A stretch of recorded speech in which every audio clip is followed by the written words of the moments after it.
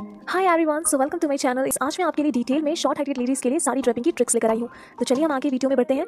तो सबसे पहले तो आप ऐसी साड़ियाँ पिक कीजिए जो आपके शरीर के साथ ना चिपके, क्योंकि चिपकने वाली साड़ियाँ आपके जो साइज़ होती है उसको बहुत ही ज़्यादा एक्सपोज करती है। तो इसलिए आप ऐसी इस टाइप की साड़ियाँ पिक कर सकते हो। ये मेरी सिल्क की सॉफ्ट बनारसी सिल्क साड़ी है, तो आप इस टाइप की साड़ियाँ खरीद सकते हो। और अगर यही सेम साड़ी आपको खरीदनी होगी तो इसकी लिंक मैं आपको डिस्क्रिप्शन बॉक्स में दे दूंगी। क्वालिटी काफ़ी अच्छी है, तो आप डेफिनेटली खरीद सकते हो। चलिए सबसे पहले तो हम बात कर लेते हैं इस टाइप की सॉफ्ट सिल्क साड़ियों में नीचे की तरफ आपको साड़ी फॉल यूज़ करनी चाहिए, ताकि आपकी जो प्लेट्स रहे वो परफेक्टली सेट हो जाए। क्योंकि कई बार आप ऐसी साड़ियाँ धोते हो ना, तो नीचे की तरफ से इनकी जो किनारियाँ होती हैं वो सिकुड़ जाती हैं। तो साड़ी जब आप टक करते हो, जो बेसिक राउंड होती है उसको आप बहुत ही अच्छे से कीजिए, क्योंकि ये हमारी साड़ी की बेस होती है। तो मैं हमेशा आपको बोलूँगी कि आप साड़ी को अपने मिरर के सामने पहनिए, क्योंकि ऊपर से जब हम नीचे देखते हैं ना इसकी लेयर, तो हमें कुछ उतना अंदाजा नहीं मिलता सही तरीके से। तो अगर आप शीशा के सामने खड़े होकर पहनते हो साड़ी, तो इससे आपको एक्यूरेट अंदाजा मिल जाएगा और आपको सही से दिख जाएगी कि आपको नीचे की तरफ फर्श की तरफ आपको लेंथ कितनी रखनी है। तो मैं तो हमेशा बोलती हूँ कि अगर आप साड़ी पहनकर चलने फिरने में कंफर्टेबल नहीं रहते हो, तो हमेशा आप नीचे जमीन से 1 या 2 इंच साड़ी को ऊपर ही रख कर बांधिए। तो इसमें आप चलने फिरने में बहुत ही कंफर्टेबल रहोगे। देखिए, ये एक राउंड जब आपकी बेसिक टक कंप्लीट हो जाती है, तो अब आप अपनी साड़ी की पल्लू वाली साइड पे जा सकते हो।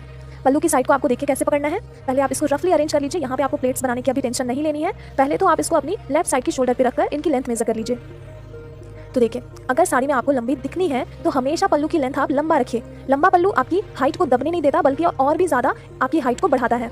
तो कमर के पास आपको फैब्रिक को इस तरीके से हल्का सा तिरछा करते हुए लेकर जाना है। देखिए इस तरीके से। और यहाँ पे बॉर्डर पे आपको अपनी लेफ्ट हैंड रखनी है और नीचे की साइड से आपको अपने दूसरे हाथ से छोटे छोटे प्लेट्स ऊपर की तरफ उठाने हैं। यहाँ पे अगर आप पतले पतले प्लेट्स अरेंज करते हो तो बाद में वो आपके कमर पे जाकर आपकी हिप प्लेट्स बन जाती है, जो कि बहुत ही अच्छी लगती है साड़ी में। तो 2 से 3 छोटी छोटी प्लेट्स अरेंज करने के बाद हम यहाँ पे सभी प्लेट्स को लेकर साथ में एक सेफ्टी पिन से सिक्योर करेंगे। बॉर्डर को कभी भी आप टेढ़ा ना होने दें, क्योंकि इससे फिर आपकी कमर के पास बॉर्डर मुड़ सकती है। तो इसका भी आप ध्यान रखिए। और जो भी प्लेट्स आप बना लेते हो, एक बार अपने कमर पे इसको अच्छे से आप सेट कर लें। तो ये कमर वाली फैब्रिक आपको साड़ी में थिन लुक देने में हेल्प करेगी। इससे आप साड़ी में पतले लगोगे। और एक चीज़ और है, अगर आपकी पेट बाहर की तरफ निकली हुई है तो उसको आप कवर कर लीजिए। और अब चलिए हम सामने के प्लेट्स बनाते हैं। सामने की प्लेट्स के लिए हम अपनी राइट की साइड से थोड़ी सी लेंथ छोड़कर और फिर प्लेट्स बनाना शुरू करते हैं। ये लेंथ हम बाद में यूज़ करेंगे, वो मैं आपको बता दूंगी। बट इस टाइप की सॉफ्ट सिल्क साड़ी में आप कोशिश करें कि आपकी सामने वाली प्लेट्स की जो चौड़ाई है वो थोड़ी सी ज़्यादा रहे। जैसे आप अपनी जॉर्जेट या शिफॉन की साड़ी में पहनने के लिए प्लेट्स बनाते हो, उससे थोड़ी सी ज़्यादा ही चौड़ी आप इसमें रखें, क्योंकि कई बार इस टाइप की सॉफ्ट सिल्क साड़ियों में प्लेट्स अरेंज करना थोड़ा सा मुश्किल हो जाता है। तो ये देखिए, मैं यहाँ पे एक एक करके चौड़े चौड़े प्लेट्स अरेंज कर रही हूँ। और कमर के पास आप देखिएगा कि मैंने थोड़ा सा फैब्रिक यहाँ पे छोड़ दूंगी। ये देखिए, इतनी फैब्रिक हम यहाँ पे छोड़ेंगे। और चलिए अब मैं आपको बताती हूँ, जो कमर के पास हमने थोड़ा सा फैब्रिक छोड़ा था, उस फैब्रिक को हमें अपनी राइट की फर्स्ट प्लेट में ऐड कर देना है। इससे हमारी फर्स्ट प्लेट थोड़ी सी ज़्यादा चौड़ी हो जाएगी और वो राइट की तरफ ही मुड़ी रहेगी। अब इस टाइप से जब आपकी पूरी प्लेट्स अच्छे से अरेंज हो जाती हैं, तो एक बार आप इनको सामने की तरफ से 1-1 सेंटीमीटर की गैप में वापस से अरेंज कर लें। चलिए आज मैं आपको एक ऐसा ट्रिक बताऊंगी जिससे कि आपको प्लेट्स झुककर सेट करना नहीं पड़ेगा।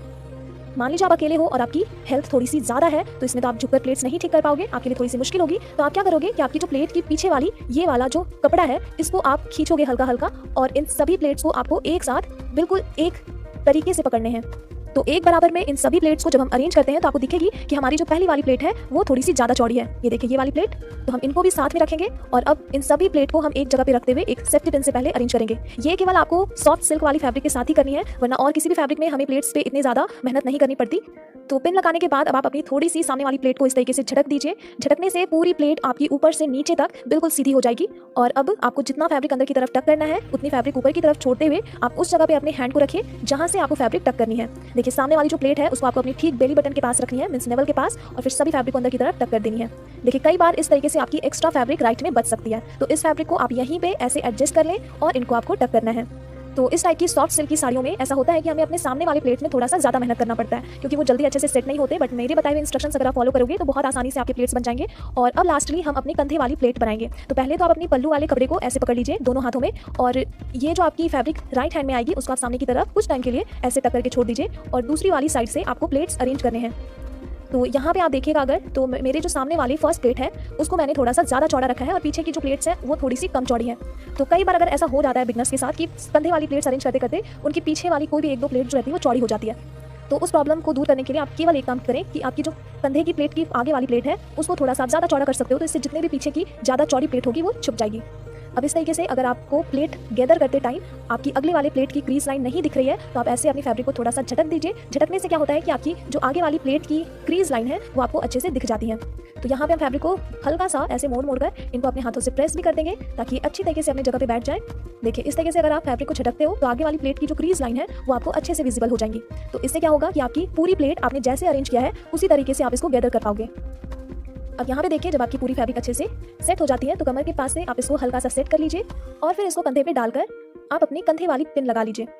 देखिए यहाँ पे मैं थोड़ा सा प्लेट अपनी सेट कर ले रही हूँ। ऐसा हो जाता है कि इस तरीके से अगर आप शोल्डर पे रखते हो तो कोई प्लेट थोड़ी सी सिकुड़ जाती है, तो बस मैं यहाँ पे बॉर्डर सेट कर लेती हूँ। तो देखिए कंधे वाली ये जो प्लेट हमने अभी सेट की है इसको जब भी आप अपने ब्लाउज के साथ अटैच करोगे तो एक पतली वाली छोटी सेफ्टी पिन का इस्तेमाल कीजिए ताकि उससे बड़े होल्स ना हो और ना तो आपकी ब्लाउज वाली फैब्रिक खराब हो और ना आपकी साड़ी खराब हो। तो देखिए इस तरीके से हमने अपनी कंधे वाली पिन भी लगा ली है।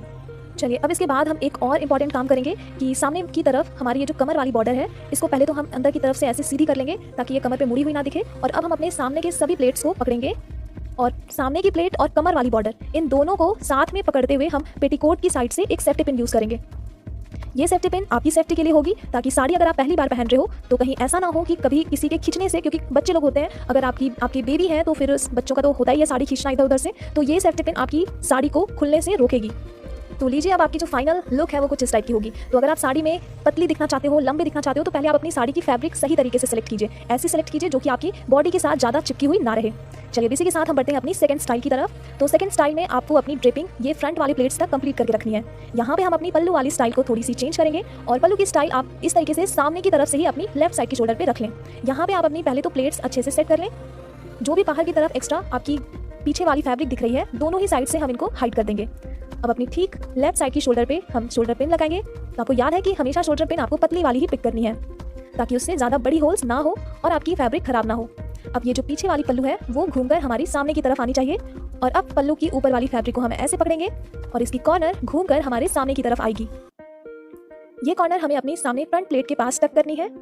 ये जो स्टाइल है ट्रस्ट में आपको एक डॉल टाइप का शेप देती है और अगर आपकी मान लीजिए पेट बाहर की तरफ ज़्यादा निकली हुई है तो ट्रस्ट में आपका पेट भी इसमें कवर हो जाएगा बहुत ही अच्छे से। और अब बस हमें अपने ये जो सामने के प्लेट्स हैं इनको केवल हमें सेट कर लेने हैं अपने हाथों से। तो इसमें जो आपकी प्लेट होगी वो 3 तरीकों से आएगी। जैसे आप शोल्डर पे देख सकते हो हमारी स्ट्रेट प्लेट है, सामने की तरफ देख सकते हो हमारी कॉर्नर पे वाटरफॉल प्लेट्स हैं और ये फ्रंट पे हमारी है साइड प्लेट्स। तो ये ही जो प्लेट्स की अलग अलग डायरेक्शंस हैं ये इस लुक को बहुत ही ज़्यादा इन्हांस करती है। देखिए यहाँ पे मैं शोल्डर पे अपनी चेस्ट के पास एक पिन लगा दे रही हूँ ताकि ये बॉर्डर और जो हमारी पल्लू घूम कर आई है वो एक दूसरे से अलग ना हो। तो अब लास्टली इस लुक को इन्हांस करने के लिए आप चाहो तो वेस्ट चेन का इस्तेमाल कर सकते हो और ट्रस्ट में आप यूज़ कर सकते हो ये स्टाइल किसी भी पार्टीज फंक्शंस या अपने घर के किसी वेडिंग फंक्शंस में। चलिए हमारा जो थर्ड स्टाइल है वो बहुत ही ज़्यादा अट्रैक्टिव है। इस स्टाइल के लिए हम अपनी सेकंड वाली स्टाइल में हमने जो पिन यूज़ किया था उस पिन को हम रिमूव करेंगे और अपनी पल्लू को वहाँ से हटाएंगे। इस स्टाइल में हमारी जो पल्लू होगी वो हमारी लेफ्ट साइड की तरफ तो होगी लेकिन इस बार पल्लू हमारे सामने की तरफ होगी। सामने की तरफ आपकी पल्लू लेंथ इस तरीके से आपके घुटनों से नीचे तक होनी चाहिए और तभी आप अपनी शोल्डर पिन का यूज़ कर सकते हो। पिन लग जाने के बाद अब हम अपनी पल्लू वाली फैब्रिक की ऊपर वाली प्लेट को पिक करेंगे और इसको घुमाते हुए हम अपनी लेफ्ट साइड कमर के पास लेकर आएंगे। तो कमर वाली फैब्रिक को देखिए अब हम ऐसे सेट करेंगे कि आपको इंस्टेंटली साड़ी में पतली दिखने में हेल्प करेगी। यहाँ पे पहले हम इस कॉर्नर को ऐसे पकड़ेंगे और छोटे छोटे प्लेट्स जैसे हमने फर्स्ट टाइम में अपने कमर के पास की फैब्रिक को सेट करने के लिए किया था ठीक वैसे ही छोटे छोटे प्लेट्स को लेकर हम सामने की तरफ टक करेंगे। देखिए हमेशा छोटे प्लेट्स इसलिए लेते हैं क्योंकि ये जब फैलती हैं तो कमर पे ये अपने आप जाकर अच्छे से सेट हो जाती हैं। तो यहाँ पे मैंने इनको एक सेफ्टी पिन से सिक्योर किया है। अब आप चाहो तो इस स्टाइल में इस तरीके की आप थोड़ी सी लटकन वाली वेस्ट चेन का इस्तेमाल कर सकते हो। और अब लीजिए आपकी फाइनल लुक। सो गाइस यहाँ पे मेरा काम होता है खत्म और आपका काम होता है स्टार्ट। आपको इस वीडियो में कौन सा स्टाइल सबसे ज्यादा पसंद आया है उसके बारे में आपको कमेंट करना है और कभी भी आप इस टाइप की स्टाइल अगर पहनते हो तो आप चाहो तो मुझे इंस्टाग्राम पे टैग भी कर सकते हो। तो चलिए मैं अब आप सबसे मिलती हूँ अपनी अगली नेक्स्ट वीडियो में। So till then take care and bye.